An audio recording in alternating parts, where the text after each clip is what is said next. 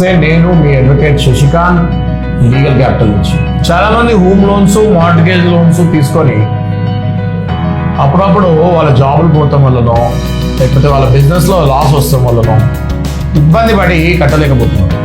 అట్లాంటి వాళ్ళకి నేను ఏం చెప్దాం అనుకుంటున్నాను అంటే, మీరు ఒకవేళ హోమ్ లోన్ కానీ మార్ట్గేజ్ లోన్ కానీ తీసుకొని మీరు కట్టలేని పరిస్థితుల్లో ఉంటే 3 నెలలు కంటిన్యూస్గా ఒకవేళ మీరు కట్టలేకుండా చెక్కులు కనుక బౌన్స్లు అయి ఉంటే మీది ఖచ్చితంగా మీకు ఆ పర్టికులర్ బ్యాంక్ నుంచి నోటీస్ వస్తుంది.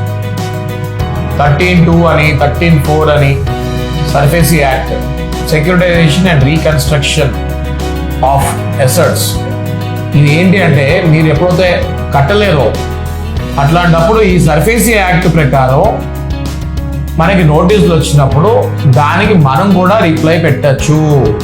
పరిస్థితి బాగాలేదు, ఇప్పుడు కట్టలేకపోయాను, ఇన్ని ఈఎంఐలు రెగ్యులర్గా కట్టాను, ఇప్పుడు నా జాబ్ ప్రాబ్లం వచ్చింది, నా బిజినెస్ ప్రాబ్లం వచ్చింది, నేను కట్టలేకపోతున్నాను, నాకు కొంచెం సమయం ఇవ్వండి అని మీరు ఆ నోటీస్కి రిప్లై పెట్టాలి.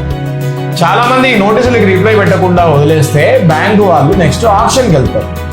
సరే, మీరు నోటీస్ కూడా రిప్లై పెట్టలేదు, బ్యాంక్ వాళ్ళు ఆప్షన్కి వెళ్తానికి రెడీ అయ్యారు.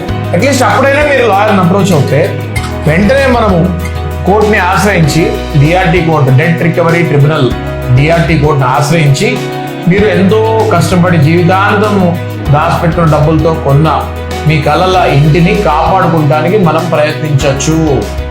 99% ఆప్షన్ కాకుండా ఎక్స్టెన్షన్ పిటిషనో లేకపోతే స్టే ఆర్డరో ఏదో ఒక తీసుకొచ్చి మీ ఇంటిని కాపాడుకొని కోర్టు ఎలా డైరెక్షన్ ఇస్తుందో ఆ డైరెక్షన్ ప్రకారం మనం బయట నుంచి మళ్ళీ మీరు డబ్బులు అరేంజ్ చేసుకొని కట్టి మీ ఇంటిని కాపాడుకోవచ్చు.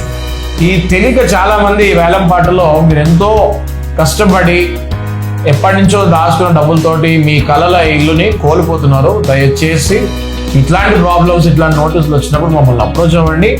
మీ ఇంటిని కాపాడడానికి మ్యాక్సిమం మా వైపు నుంచి ప్రయత్నం మేము చేస్తాం. Thank you.